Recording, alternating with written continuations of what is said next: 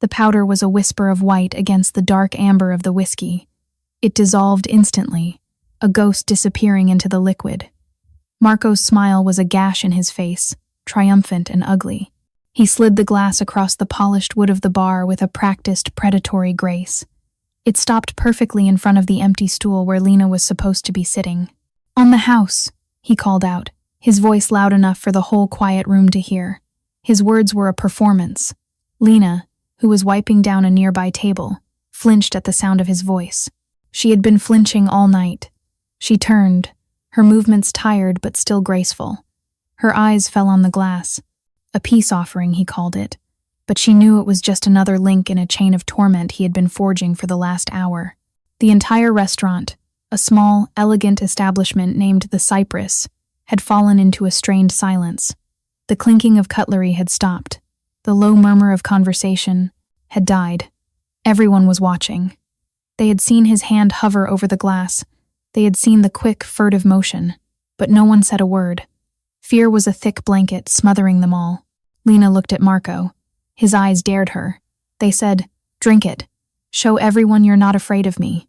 Show everyone I still own you." She was so tired. Tired of the fight. Tired of the fear. Tired of him. Maybe if she just drank it, he would finally leave. Maybe the humiliation would be over. She took a slow step toward the bar, her heart a cold, heavy stone in her chest. Her hand, small and trembling slightly, reached for the glass. And then, a sound cut through the suffocating silence. It was not loud. It was the simple, solid scrape of a wooden chair leg against the stone floor. From a dark corner booth, a man stood up. He was tall, built with the solid economy of a man who understood violence but had no need for it anymore. His black jacket was simple, his sleeves rolled up just enough to reveal the faded, intricate ink that coiled around his forearms like sleeping serpents. His eyes, calm and watchful, were fixed on the glass in Lena's hand. He spoke, and his voice was not a shout. It was a quiet statement of fact, a low rumble that carried more weight than Marco's booming arrogance. "Don't drink that." Marco turned, his face a mask of irritation. "Who the hell do you think you are?" The man in the corner didn't answer the question. He didn't even look at Marco. His gaze was locked on Lena, a look of profound, aching gentleness. Marco had made a mistake. A terrible, life-altering mistake. He thought he was tormenting a helpless waitress. He had no idea he had just declared war on Julian Kane, the man they once called the Ghost of Palermo, a man who had buried empires for far, far less. To understand what happened next, to truly grasp the tectonic shift that was about to occur in that quiet restaurant, you have to go back, just 1 hour.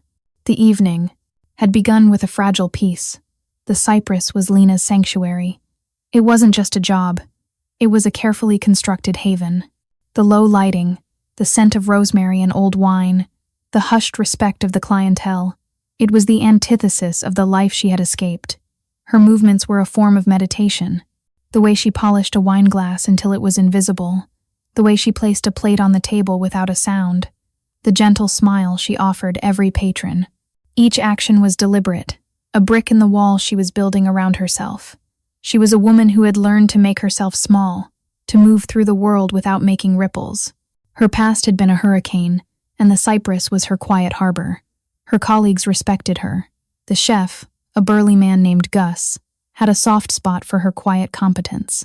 The other waiters gave her the best sections. They saw the sadness that clung to her like a shadow, but they also saw the unbending steel of her spine. Then there was the man in the corner booth, Julian. He had started coming in about 6 months ago. He always sat in the same booth, the one tucked away in the back with a clear view of the entire room. He never made a fuss. He ordered the same thing every time, black coffee and a bottle of still water. He would sit for hours, reading a worn leather-bound book or simply watching. At first, his presence had made her nervous. He was imposing, silent, his stillness a stark contrast to the bustling city outside. But his eyes, when they occasionally met hers, held no threat. They held a quiet curiosity, a strange and unexpected gentleness. Over weeks and months, a silent conversation had begun between them. A shared smile when a customer was particularly kind. a subtle nod of encouragement from him when she looked overwhelmed. He became a fixture, a silent guardian in her corner of the world. She didn't know his name was Julian Kane. She didn't know anything about him, except that when he was there, the air felt a little safer. The shadows didn't seem quite so deep. Their quiet friendship had blossomed, slowly, carefully. A few words exchanged as she cleared his table. A question about the book he was reading. A comment from her about the weather. Tiny, fragile seeds of connection.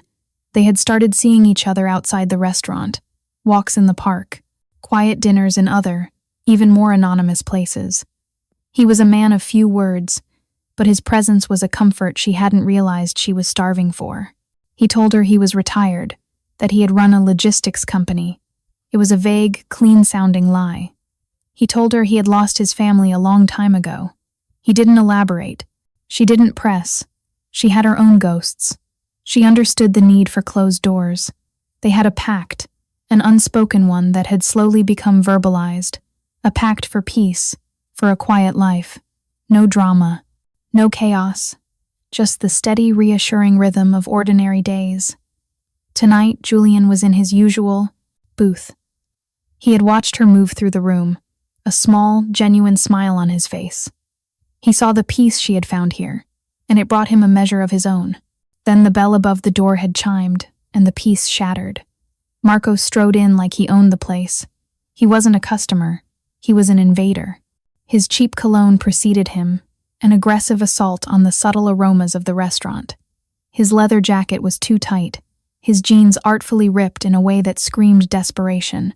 He was Lena's ex-boyfriend, a relic from the hurricane she had escaped. He was a former police officer, dismissed from the force for excessive force complaints. Now he worked a dead-end security job, but he still carried himself with the swagger of a man who believed he had authority. His power was an illusion, built on bullying those he perceived as weaker than himself, and in his twisted mind, no one was weaker than Lena. His eyes scanned the room, landing on her with a possessive, contemptuous glare. Well, he said, his voice a sneer that sliced through the quiet ambiance. Look at you, still playing dress-up as a waitress. Lena's shoulders tensed. She kept her back to him, continuing to wipe down a table, her movements suddenly stiff. Hello, Marco, she said, her voice low and even. That's all I get? Hello, Marco? He walked up behind her, standing too close. She could feel the heat of his body, smell the stale cigarette smoke on his clothes. I come all this way to see you, and that's the welcome I get? From his corner booth, Julian's eyes narrowed. The page of his book remained unturned. He watched, his entire body going still. This was the test of their pact. His instinct, the old instinct, was a coiled snake in his gut, ready to strike. But he had made a promise. To Lena, to himself. He would not be that man anymore. Lena turned, putting the table between them. A small but significant barrier. I'm working, Marco. This isn't a good time. Oh, I think it's a perfect time, he said, his eyes roaming over her uniform, a look of disgust on his face. This is what you left me for? To bring people water? You had a man who would have given you the world. The world he had offered was a cramped apartment filled with shouting and the constant threat of his temper. It was a prison of fear. This restaurant was her freedom. Please, she said, her voice a quiet plea. Don't do this here. Or what? He challenged, leaning on the table. You'll get your manager? I'd love to talk to him. Tell him all about what a mess you were when I found you. This was his method. Cruelty disguised as concern. Humiliation as a tool of control. He sat down at the table she had just cleaned, deliberately smudging the polished surface with his hand. I'm a paying customer. You have to serve me. Lena's face was a pale, stoic mask. She nodded, her professionalism a shield. Of course. What would you like? The escalation began. It was a slow, methodical dismantling of her dignity.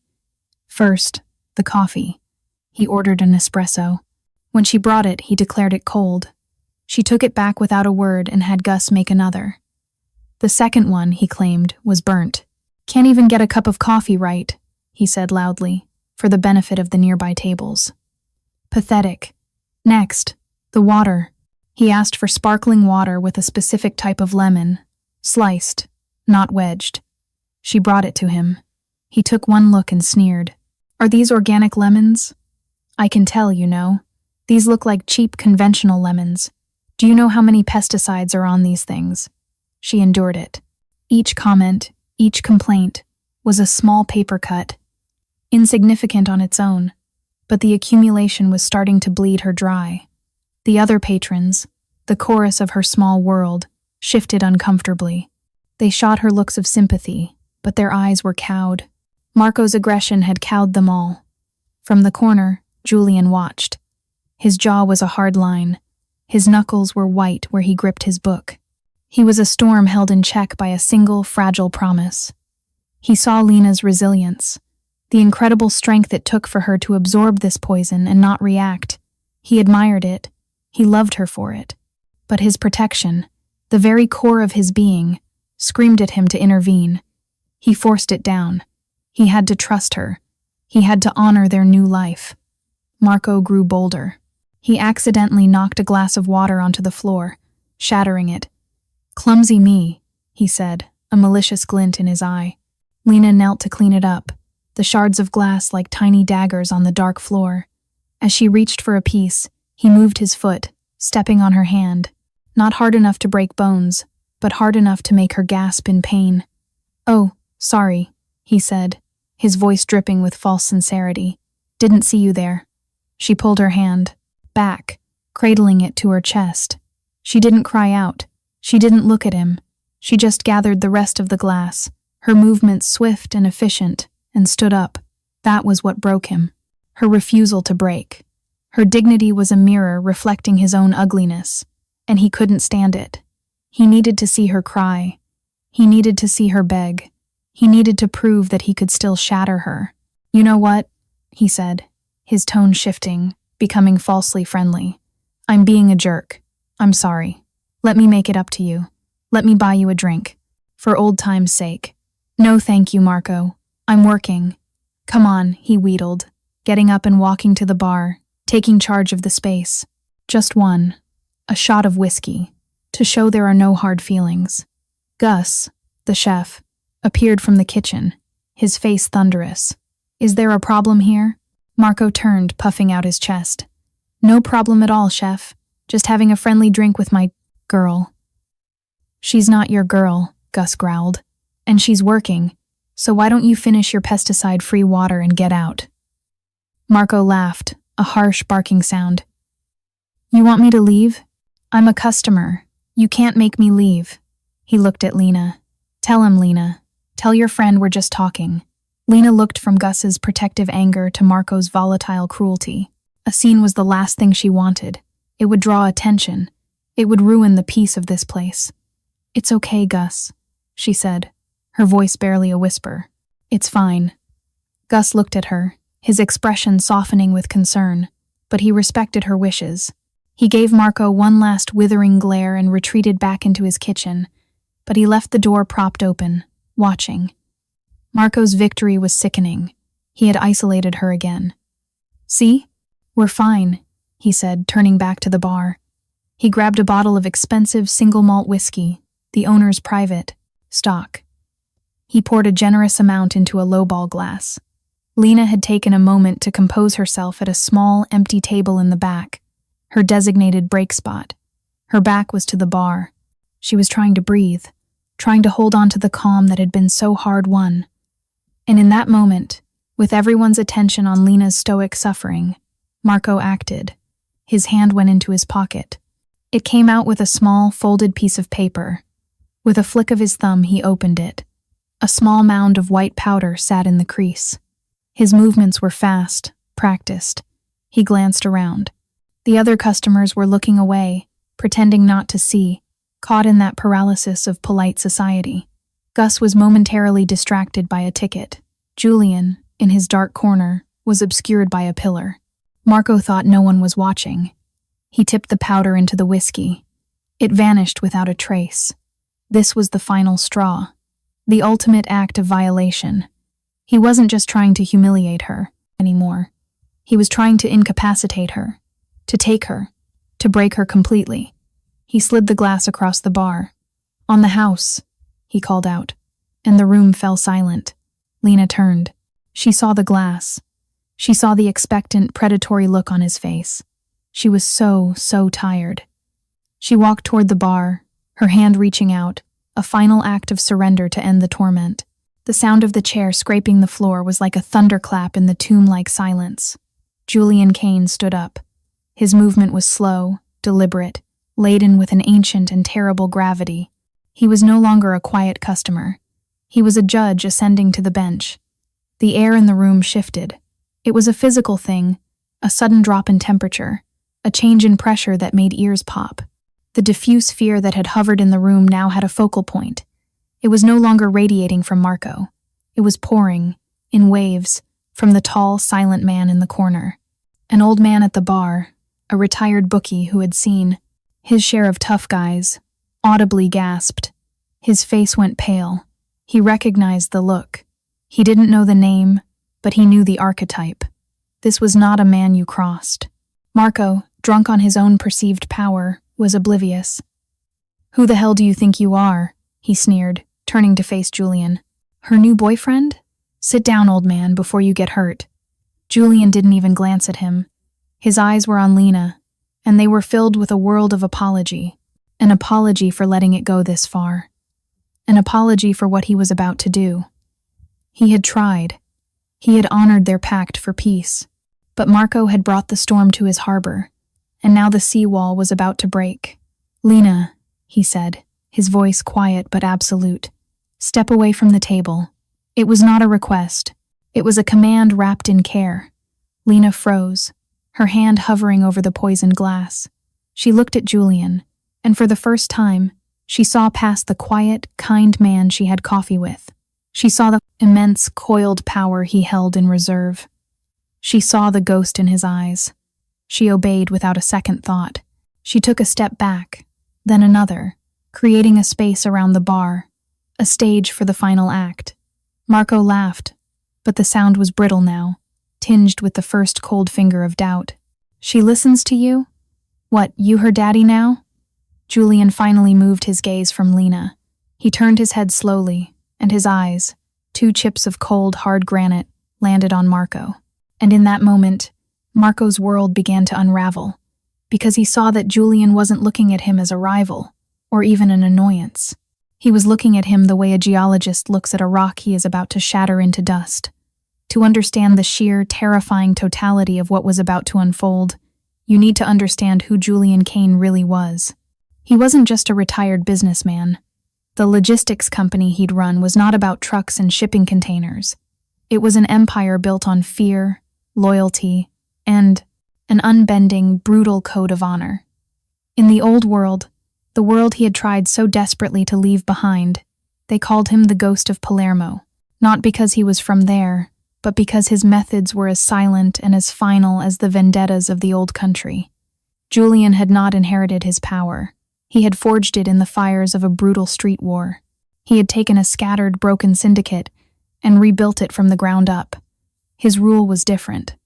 While his rivals used chaos and indiscriminate violence, Julian used precision. He used intelligence. His greatest weapon was not the gun, but his understanding of human nature. He knew what people wanted, what they feared, and what they loved. His empire was built on loyalty, not just fear. He protected his people. If you were under Julian's care, your family was safe, your children were looked after, your debts were manageable. He demanded absolute loyalty, but he gave absolute security in return. His code was simple. You do not harm the innocent.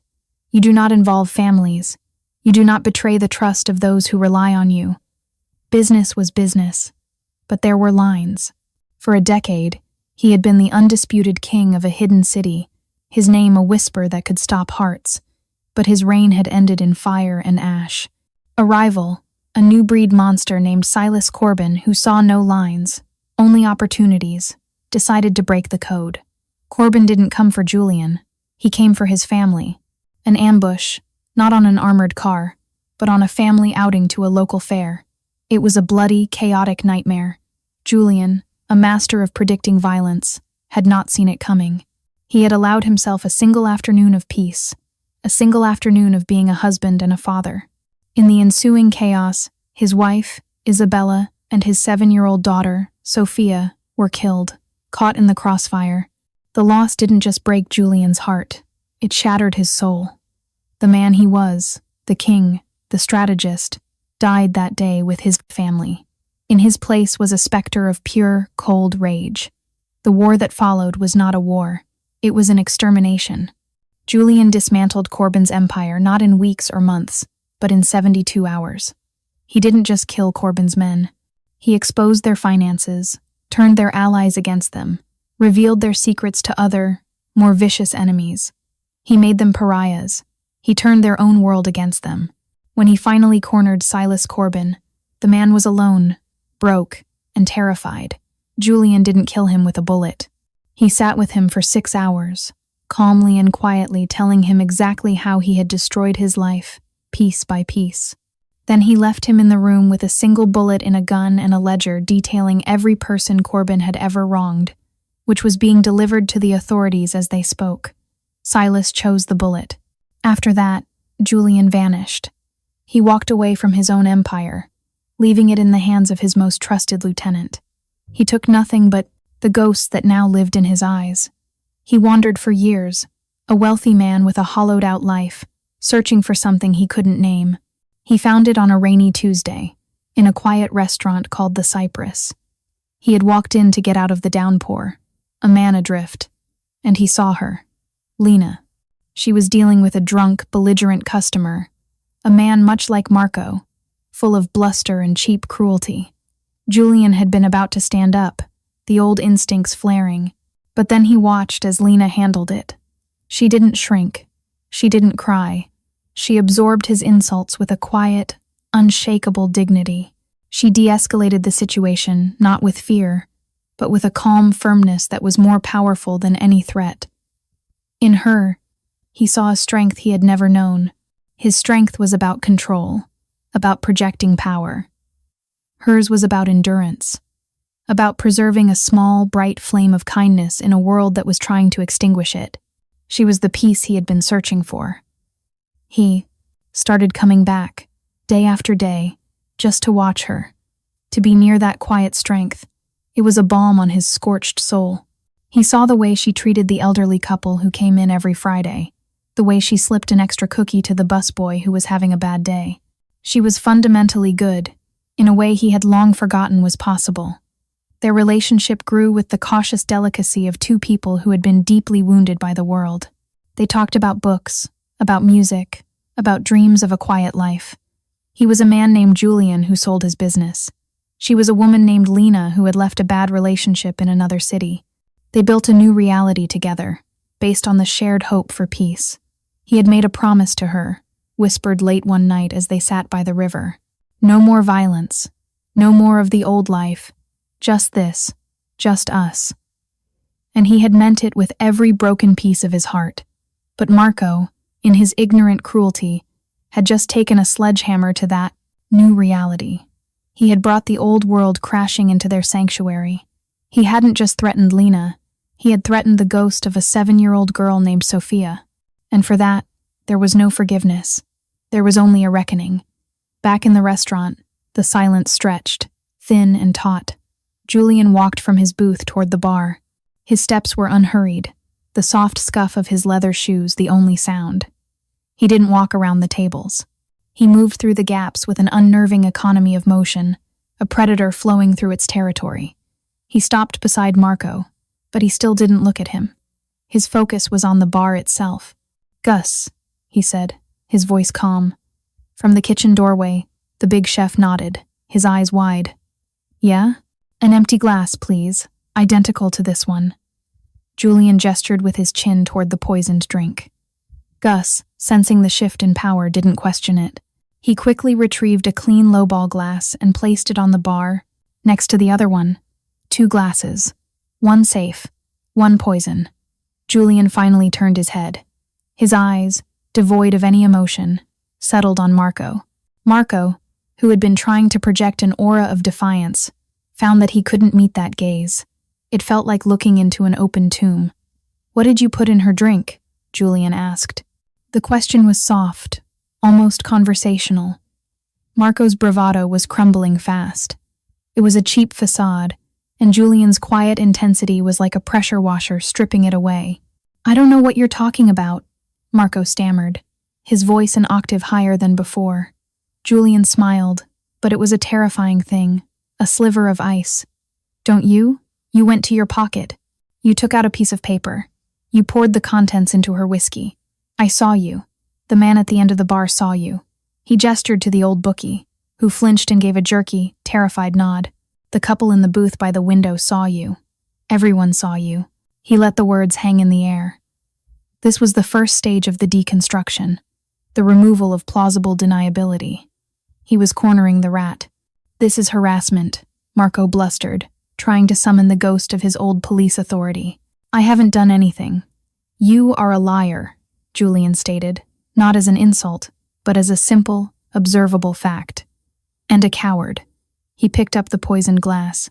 He swirled the whiskey, watching the liquid catch the light. You see, a man confronts his enemy.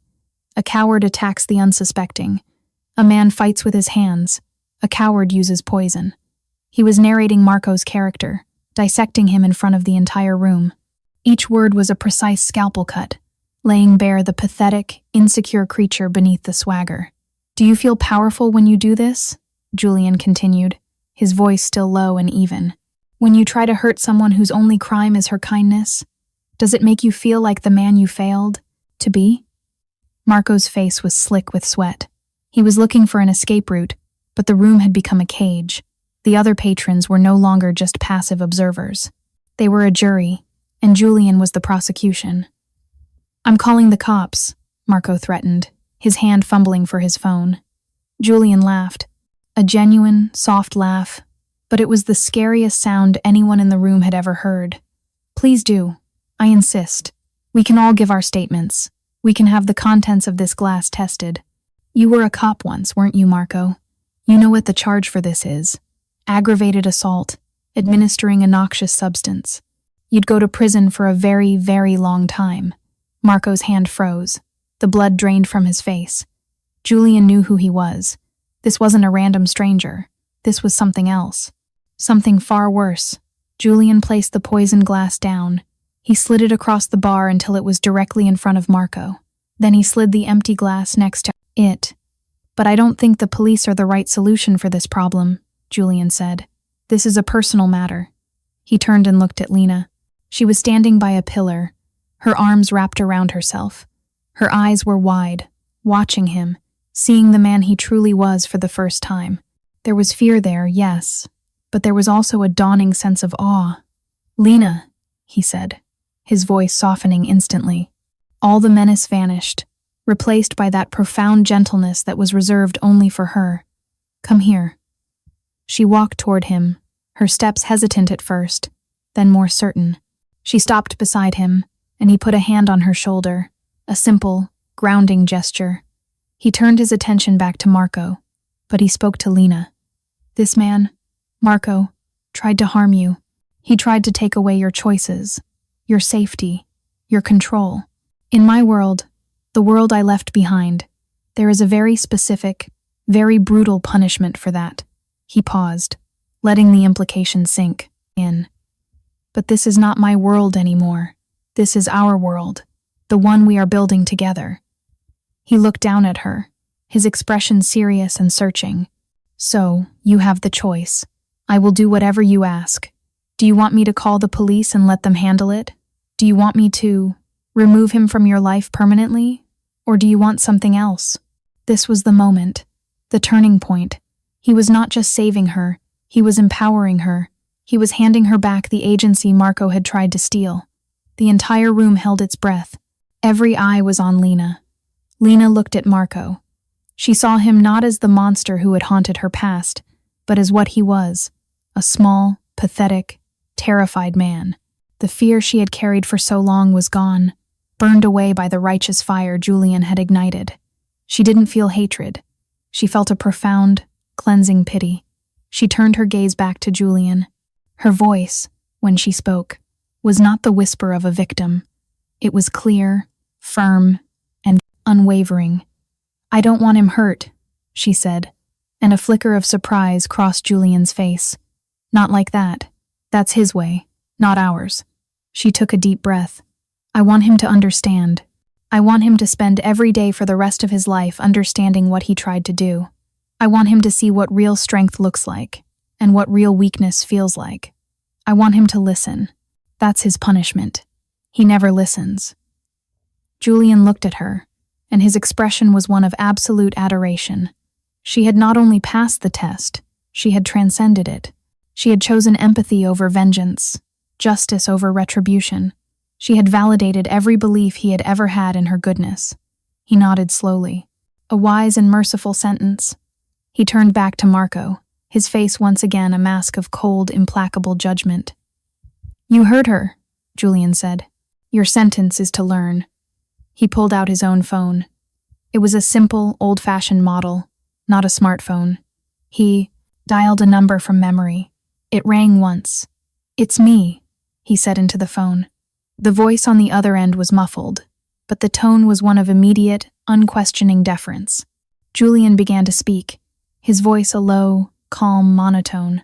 "I need you to do a few things for me. There is a man named Marco Bellini, former police officer, badge number 714, fired for brutality, 2 years ago. Yes, that one." Marco looked like he was going to be sick. How could this man know his badge number? "He currently works for Sterling Security," Julian continued.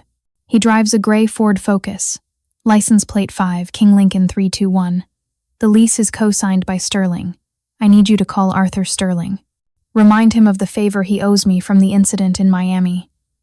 Bellini's employment is to be terminated, effective immediately. His access cards revoked.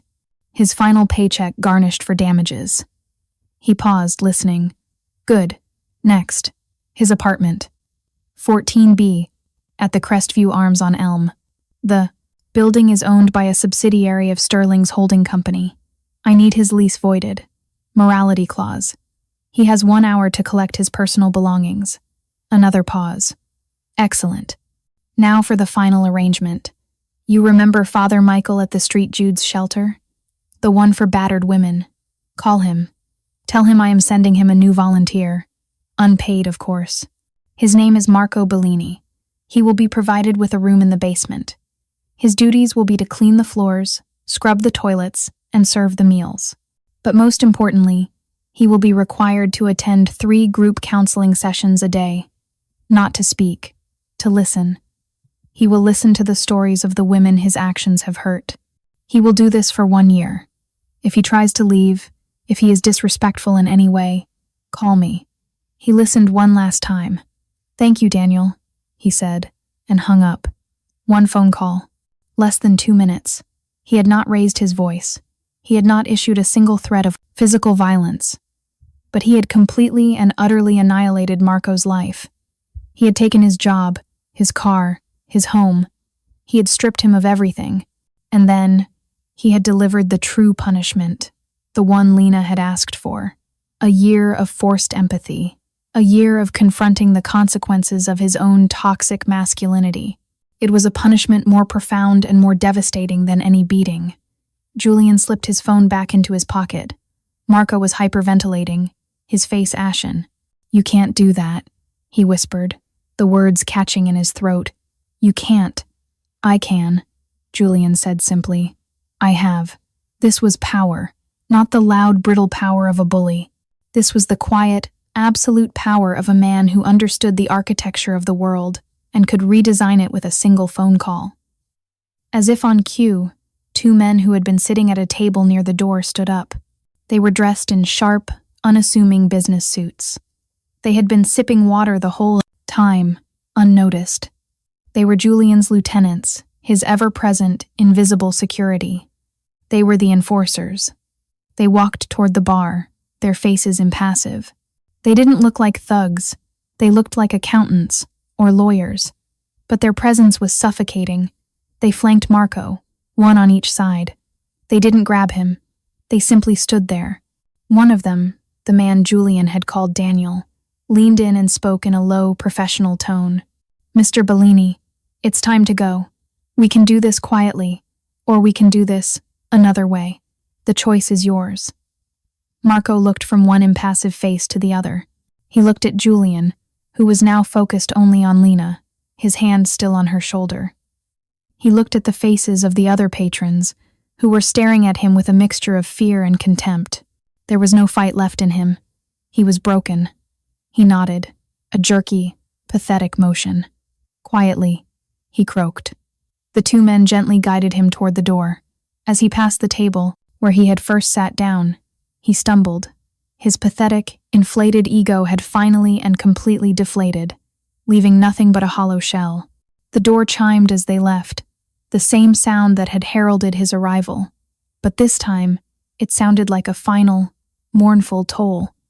The restaurant was silent for a long moment. Then someone started to clap. It was the old bookie at the bar. He was clapping slowly, rhythmically. Then the couple in the booth joined in. Soon the entire room was filled with a wave of relieved, grateful applause. It wasn't for the display of power, it was for the restoration of order. For the deliverance of a justice that was so clean, so perfect, so fitting. Gus came out from the kitchen, a clean towel in his hand. He walked over to the bar, picked up the poisoned glass, and emptied it into the sink. He then began to polish the bar, erasing the last physical trace of Marco's presence. He looked at Julian, who was now holding both of Lena's hands, his back to the room. "That was justice, son," Gus said, his voice thick with emotion. He was the wise elder, the voice of the community. "I've seen a lot of things in my 70 years. I've seen fights. I've seen vengeance. But that was justice. You gave him what he deserved, but you gave her back her power. That's something else entirely." Julian turned slightly and gave the old chef a small, solemn nod of thanks. His attention returned to Lena. Her hands were cold in his. She was trembling, the adrenaline of the last hour finally catching up to her. He led her to his corner booth, the same one where he had sat and watched over her for months. He sat down beside her, shielding her from the curious eyes of the other patrons. "Are you all right?" he asked, his voice a low, concerned rumble.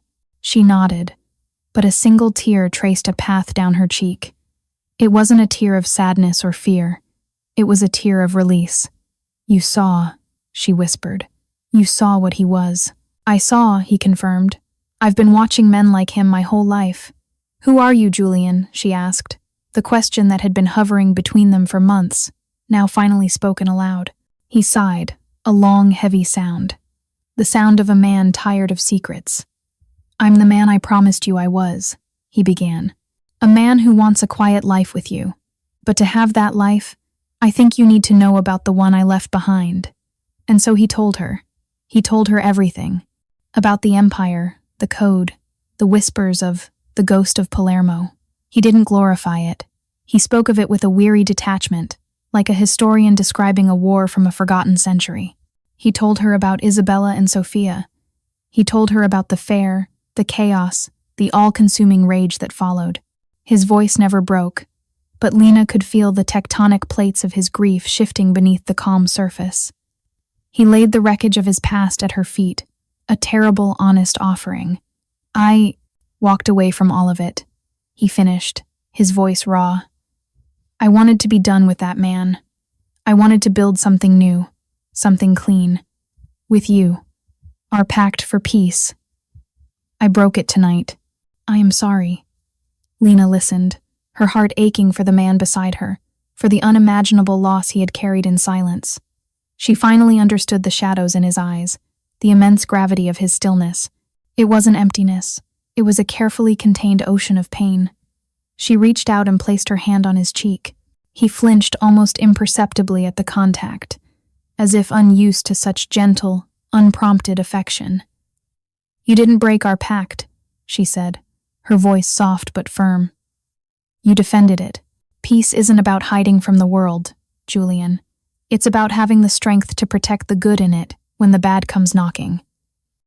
She looked into his eyes, and she was not afraid of the ghost she saw there. "Your past doesn't scare me," she continued. "It's part of you. The man who did those terrible things. He's also the man who sat in this corner for months, just to make sure I was safe. The man who saw my strength when all I felt was weak. The man who just gave me back my voice. He closed his eyes, leaning into her touch. The tension that he carried in his shoulders, the tension of a lifetime, seemed to lessen just a fraction.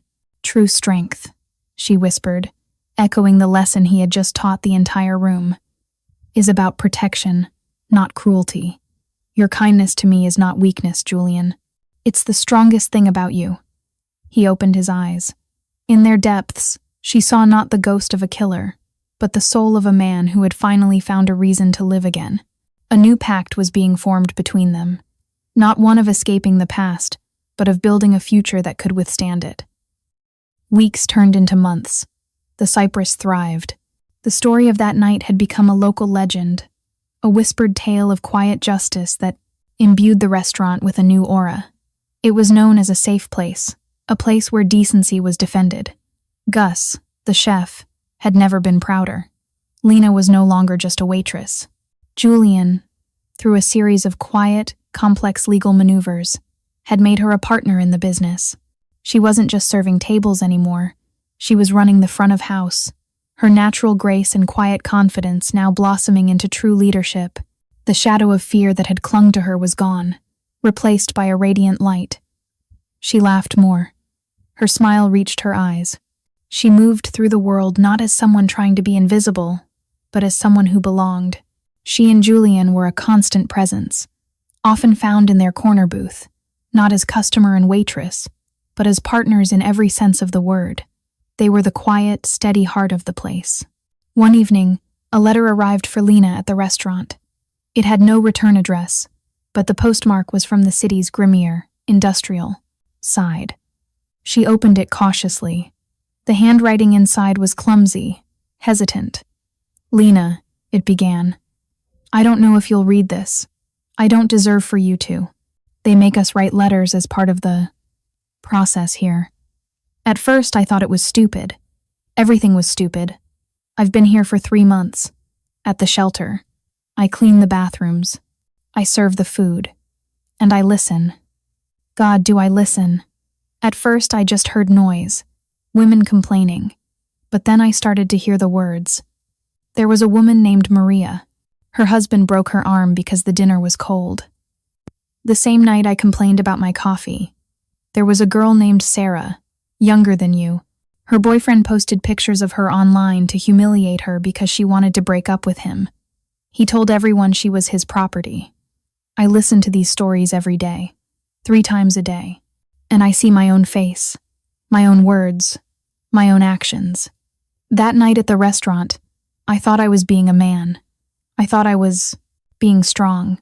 But listening to these women, I see that I was the weakest person in that room, the most pathetic. I don't know what a substance was in that drink. I got it from a guy who said it would just make you compliant, make you listen to me. I wanted to force you to see that you still needed me. How sick is that? I wanted to break you to fix myself. This place is hell. Not because of the work, but because every day I have to look in the mirror and see myself for what I really am. It's the first honest look I've had in my whole life. I am sorry. I know those words are cheap. I've said them 1,000,000 times and never meant them. But I'm sorry. Not because I got caught, but because I finally, for the first time, understand what I did. I tried to put out your light because I was jealous of it. I have 9 more months of this. They say if I do well, I can stay on, get a real job here. Maybe I will. Maybe helping is the only way to pay back the hurt. You don't need to. Forgive me. Just know that you were right. You were always the strong one. Marco. Lena folded the letter, her hands steady. She felt no anger, no fear, only a distant, sad peace. The punishment was working. It was a slow, painful rebirth, a forced journey into the light. It was true justice. She looked across the now bustling restaurant to the corner booth, where Julian was watching her, his expression calm and questioning. She gave him a small, reassuring smile and tucked the letter into her apron. Later that night, after the last customer had left and the lights were turned down low, she and Julian sat in their booth. The silence between them was comfortable, profound. A letter from Marco, she said simply, placing it on the table between them. Julian didn't reach for it. He didn't need to. He just looked at her. And I think he's beginning to understand, she said. Julian nodded slowly. Good. Understanding is the beginning of change. What you did that night, she began, trying to find the words. It was so precise. You took everything from him, but you left him with the one thing he needed, a chance to become a better man. Vengeance is easy, Julian said, his voice a low murmur. It's a fire that consumes everything, including the person who lights it. I know that better than anyone. But justice, true justice, is about rebuilding. Sometimes you have to tear down the old structure first, but the goal is always to build something better in its place. He reached across the table and took her hand. His touch was warm, solid. You taught me that, Lena, he said, his voice filled with a quiet reverence. I was content to live in the ruins of my past. You showed me how to build again. The peace they had found was not the fragile, fleeting peace of avoidance. It was a strong, resilient peace, forged in crisis, tempered by empathy, and anchored in a love that was brave enough to face the ghosts of the past and offer them a path to redemption. In the quiet restaurant, under the dim lights, the ghost of Palermo was finally at rest, his haunting over. He was just Julian, a man holding the hand of the woman he loved, in the sanctuary they had built together. And it was more than enough. It was everything.